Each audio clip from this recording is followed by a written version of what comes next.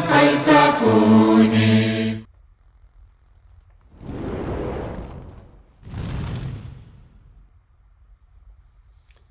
Morgan and happy Mani's Day to you. Today we embrace the Norse god Mani. Now, many of you may not know, but Mani represents a beautiful part of our existence.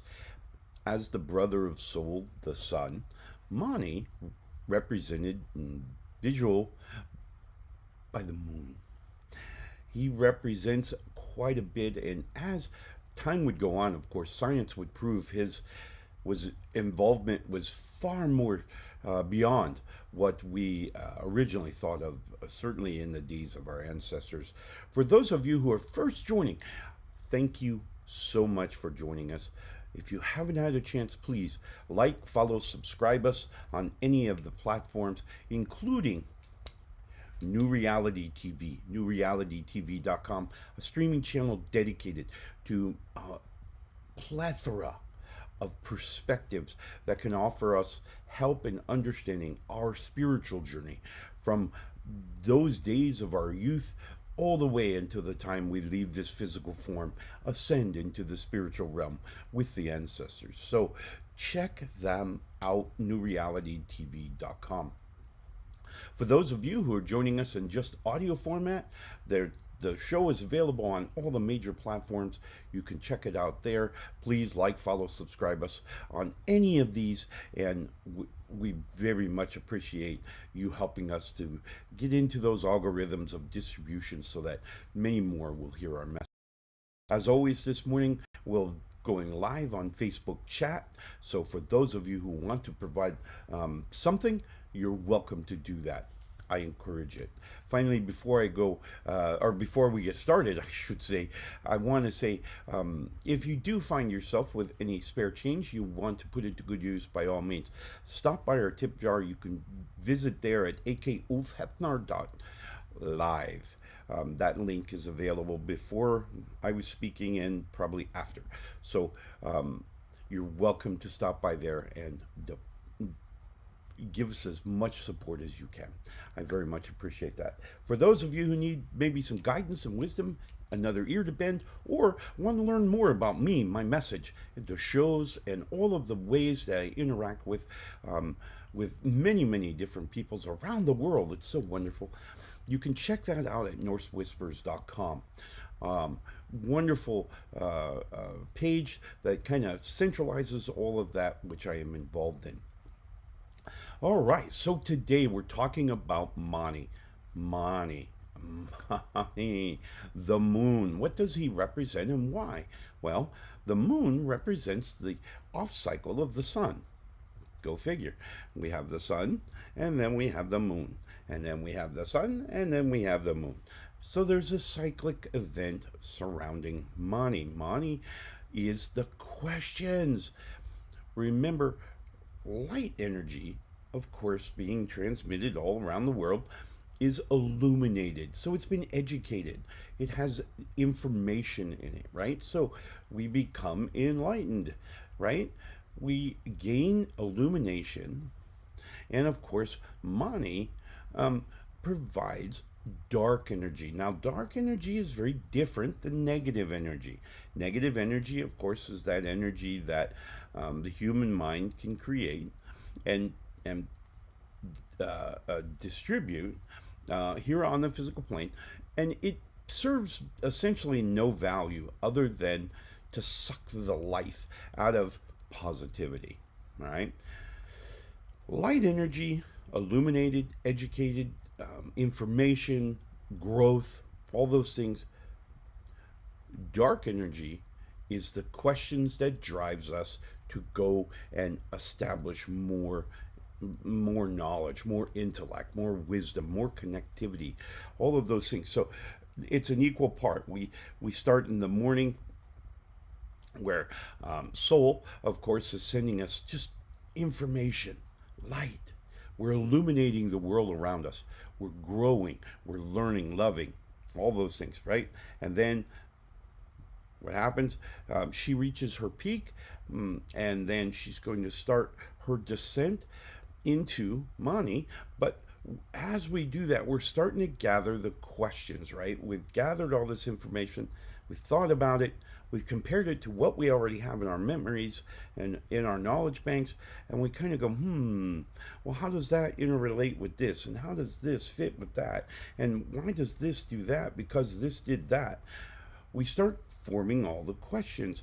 Now, that's going to come down into, of course, the apex of money being, in the middle of the night, in which case we're going to start gaining intellect again, right? So it's a cyclic event of knowledge and questions. Information gained, questions being asked. And it kind of drives us forward. So that's really the value of money. That's what dark energy does. Dark energy allows us to change, to manipulate, to modify, to manifest. It allows us to have options. Okay? So when we think about change in our life, okay, we're going through and something has to change. We're going to is new job, or we're going to move, or we're going to have a relationship, or maybe a relationship is changing. Whatever. All of those things bring into our lives dark energy. This dark energy simply means that it's unknown. We simply don't know what's there. One of the greatest visualizations that my grandfathers gave me when they were explaining this whole energy thing, light, dark, positive, negative. When we're talking about light and dark energy, it's very akin to a dark room. A dark room, what did we we have a very real potential of tripping on something, injuring ourselves. Why? Because we can't see, right? So we kick the coffee table, maybe we step on the dog, which then causes a whole panic, and we trip and fall, and all kinds of things, right? This is what our questions. We're flooded with questions because it's a dark room. How do we get through that? We fire up the old flashlight and voila, we have illumination. We're illuminating that dark energy. All right? Same thing happens in our lives. When we have this change and we're going, oh my gosh, we're maybe getting a new job title at work, right? And it's unknown. It's, oh my gosh, what am I going to be what's the expectations of this job position, right? And how do we do that? We're going to whip out the flashlight and we're going to ask them, maybe another person that serves in a similar role, or maybe that person or this new position's higher ups. We're going to ask them, hey, what are some of the expectations of this position? We're illuminating that, right? So we're going to this other person and we're gaining some illuminated energy about this particular topic. So we're going to start dissipating this dark energy that's visible, right? So that's really the value that Mani produces, is this ability within the mind to question how we're going to go forward, how we're going to move, how this is going to interrelate to what we already know, how it's going to change that which we know, right? How is it going to make our lives different, better, whatever? How is it going to allow us to maybe advance towards our career objectives or our personal life objectives? So, Mani has a very profound effect on our everyday life. All right? Today, here in the United States, we're recognizing the contributions that men and women have made throughout the history of the country in what is referred to as Memorial Day. Now, Memorial Day embraces this idea that we are recognizing the commitment of these prior individuals, and we very much can only begin to express our appreciation for their commitment to this idea of freedom and growth and this country. Again, I celebrate with all the countries whom ask, in that I really recognize all the commitment that all of the military members throughout the world have made to their countries. And I'm honored to have met many of them and interacted with many of them, and I am deeply appreciative of the time they've allowed me to be with them. And to help me understand a little bit more about their mindset. This mindset really brought to the forefront, in my understanding, the difference between light and dark energy and positive and negative energy. Positive and negative energy, that of a bubbly, happy, cheerful light, and negative energy, which is more negative in context. It's more toxic, more poisonous, and certainly not beneficial for anyone's spiritual or emotional growth. So it can be very traumatic. Now, we also have to remember that the brain doesn't know the difference between our physical sensory input and our imagination. So sometimes those two can get intertwined and create more of a energy source than originally thought. Now, we can't blame the individual and say, oh, you're just imagining things. Probably true, but the brain doesn't know the difference. The brain can't tell the difference between what is our physical sensory input and what we have imagined our physical sensory input is. A little complicated, right? Okay, so let's take a vision. We see something. We experience some visual that in our everyday life, all right? So this visual comes into our eyeball, and what's our eyeball do? Well, our eyeball creates a, for lack of a better word, a digital image of it. It's going to convert what we see into energy that it can then transport over the optic nerve. The optic nerve will then go and into and process through this thing called the emotional filter. We recognize it, maybe refer to it as our mood, right? So our mood, our original mood, is simply an emotional filter that sits behind all of our physical sensory input. All of it has to go through this filter of sort, which again, we refer to it in layman's terms pretty much as our mood. Now, our mood takes this image and it recognizes certain factors within it, and then it's going to drop it into what I call, what my grandfathers have told me, it's called the well of the self. The well of the self is filled with the depth of who we are, and at the very bottom are those values that we hold tightly. Well, what makes us us, right? And we know from like the days of the Norse. The Norse celebrated the 9 noble virtues. Things like courage, industrialness, hospitality, generosity, courage, truthfulness. All of these traits were cornerstones of what made Norse culture, early Norse culture. And these were core values that these individuals had at the bottom of their well. Beautiful rocks arranged in a beautiful pattern, that this energy that we just absorbed, i.e., via the vision, right, has now come out of the emotional filter through the well of the self to the very bottom, where it's then picked up, manipulated of sorts to match our values, right? And so that, when it comes out of the well of the self, it creates biochemistry within the body.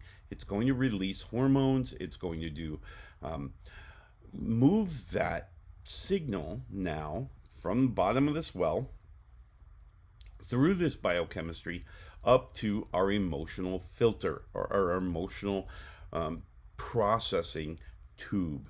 Now, that's what I call it, and many will call it all kinds of other things. But in this tube, we have some space that, for those of you who haven't followed the show, there's kind of 3 major spaces. One is the silt. That's the guilt. We'll talk about that in a minute. But it's essentially a shortcut that we've made when we talk about going through the well of the self. We're going to have the main throughput, or the main processing area, and we'll have some cognitive headspace up along the top. All three of these pieces are very critical to processing our emotion. Remember, we're processing biochemistry here. Our brain is looking at the chemical composition of what it just received, and it's comparing it against what it knows is the different emotions that we can express. And we've taught us this list, this recipe book, if you will, of looking at these chemical compositions and then comparing it. We've taught ourselves this from childhood. Now, many times adults or more authority figures in our lives will teach us this book. For those of you who are in relationships, sometimes relationships teach us some of this book. Particularly serious ones, siblings, older friends, all of these things, they're going to help construct this recipe book. So when our teenagers struggle with trying to understand this chemical composition, it's because this book isn't fully written yet, right? So we really don't have, we can look at this chemical composition we just received and we go, okay,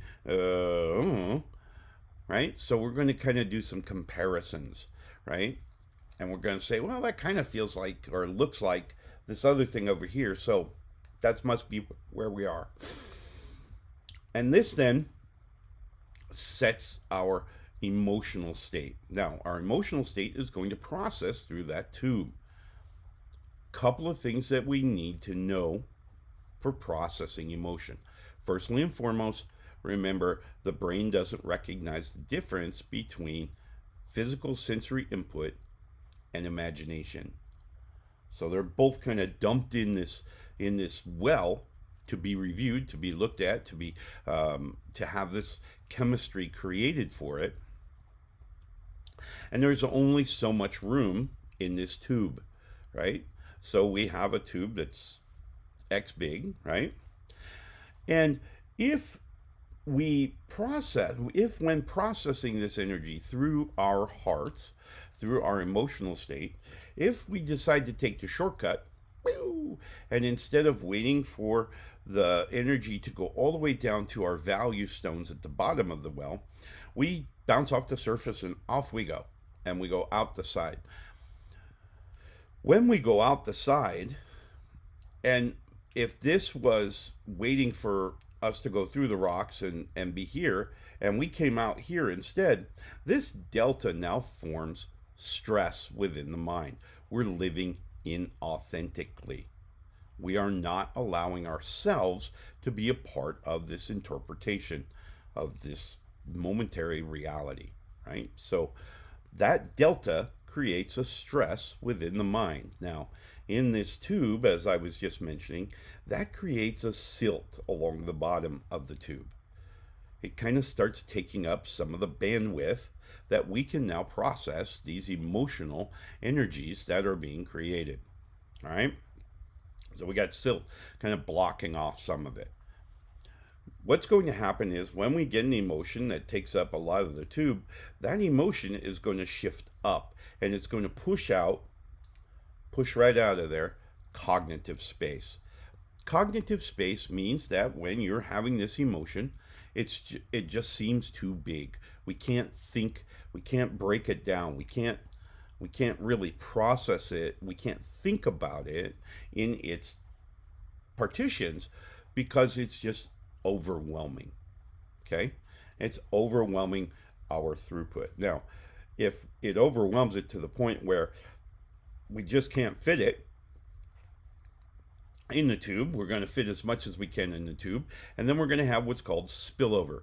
And the spillover is going to come out to our physical brain, and this is going to cause us to have some physiological actual symptoms. This will be the sweaty palms, or sweaty, or red-faced, or anxiety attacks, panic attacks, tremors. All of these things can be caused by this overflow when our emotional processor is incapable of processing all the emotion, right? And we've created this chemistry so the body has no choice but to kind of recognize it. All right? So we we look at the processing energy or biochemistry creation. Then we're going to do the emotional processing.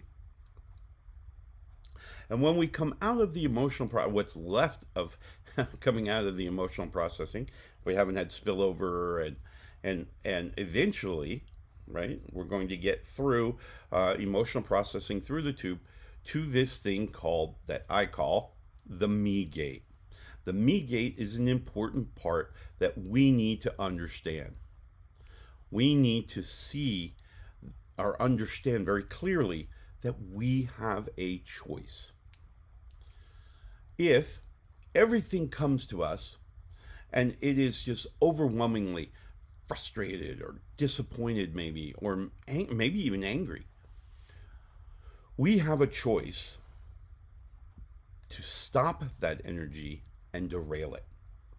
We can do that. We have the authority. We have all the authority up here, right? So when somebody says something, as an example, or they make some gesture, right? Because we've done the visual, right? And the visual's gone through this loop, and this visual has incited maybe an emotional response of anger, of just okay. We get to the me gate and we go, you know what? No, I'm not gonna go there. I have a choice. I can make a choice to be happy. To just derail that energy and save this energy that's now going to go past the me gate into my memories. I'm going to save it as happy, as joyful. Or I can neutralize it at best. All right? I can say, you know what? It's not that big of a deal. They got, whatever they needed to do, they did, and it doesn't affect me. I'm going to continue to still be me. I'm going to live authentically. And I can do that. I have that choice. Now, there's a couple of things that we learn by praying to Mani and have him communicate through me. We understand when it comes to this energy and us having a choice, that sets up. Remember, I said when this visual came into our brain, it went through this emotional filter. One of the things that is going to happen once we get all the way through the process is we're going to go back now and we're going to set those emotional filters for the next experience. We're setting ourselves up, right? So we're going to set that emotional filter that then will manipulate future experiences that we bring in through all of our sensory input, right? By us setting a filter of joy, of comfort, of peace, of harmony, of happiness, right? This is how we're going to interpret the experiences of our reality. It's how we see the world. In other words, as an example, if we were to get up on the wrong side of the bed and we're grumpy as heck, we have no tolerance today. We're just done. Didn't even get out of bed and we're already done. As we drive to work or drive to school or wherever we go that day, and we're driving, notice how all the drivers on the road are going to go, seemingly, our perspective is they're going out of their way to tick us off. They're making us even more angry. You cut me off. You don't know how to use a directional. All of these things, right? Versus those days we wake up and we realize what a wonderful experience we live in. It's a wonderful, beautiful world with such happy and joyful and loving things in it. and it's just going to be a great day. On your drive to work, the same experiences. People may get in front of you in traffic. People religiously don't know how to use a directional, but it's okay. That's their travels, not ours. It doesn't affect my drive, right? I'm happy. I'm listening to music maybe on the car stereo. I'm seeing the flowers bud. Of course, here in South Central Alaska, the snow is all gone, and we go every year. We go through this phase where it's brown. Our whole world is brown because of all the dirt they've used and the gravel they've used over the winter. Everything goes down, and then like the next day, it turns green. Everything goes green, and it's like entirety, right? And and you see on the roadsides where the fireweed begins to come up, and all the flowers and everything is beginning to bloom, and it's beautiful. And of course, then those are the days you're so glad you live in Alaska. But we have that phase, that moment of brown where everything just it's kind of sets the tone, if you will, almost. And then the next day, it's like green and loving and blossoming and becoming the wonderful experience that we have here in Alaska. So our mood is going to set whether we see something or not. Okay, our mood literally will alter our visual input to see things that align with it. So if we're grumpy and we're not in a good mood at all, as we look upon the experiences of reality, those experiences are going to be negative. They're going to support that mood. Verse, if we're cheerful and happy and wonderful and loving, again, our interpretation of reality will reflect that. So it truly is a massive mental control of us controlling the way we see the world. The way we interpret the experiences that we have is purely on us. We can do this. We can change anxiety, depression, frustration, disappointment. We can change, we can manipulate those to be happy, joyful, harmonious energies. We can do that. We have the authority. You have the authority. All right, my friends, today we celebrate the Norse god Mani and his control and his understanding of the control of our mental our mental processing. So today I want you to think about, how are you looking at the world? Are you allowing someone or something else to dictate the way by setting your mood and altering the way you see the world? Or are you driving? Are you telling yourself, I want to be happy.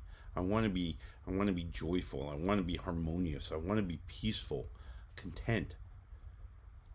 When we decide that we're in charge of our emotional state, it is then that we begin to experience true, authentic happiness in our lives. So I hope that you will take some time today to think about the way you're perceiving your reality. How are you looking at the world? And when you do, I want you to also think about being in control of what that looks like. All right? Take some time today. I also want to say, again, a huge shout out, a huge thank you to all of those men and women who have crossed over to the spiritual realm, sometimes very much before what we would consider their time, in support of a great nation, great countries all around the world. We ask that you be with their family and guide them, provide them with hope and a future and love, and understand that their loved one's commitment and gift to our everyday living is very much appreciated, and we are very gracious. I want to thank all of you. For those of you who are joining us for the first time, if you haven't had a chance, like, follow, subscribe, hit one of the magical buttons, and if you can, by all means, feel free to hit up the tip jar. We always need support in putting out this message all across the world and helping people to find their peace. All right, my friends, have a wonderful, wonderful Mani's Day, and we will see you tomorrow when we celebrate the Norse god Tyr and the courage to be the self. Love and light.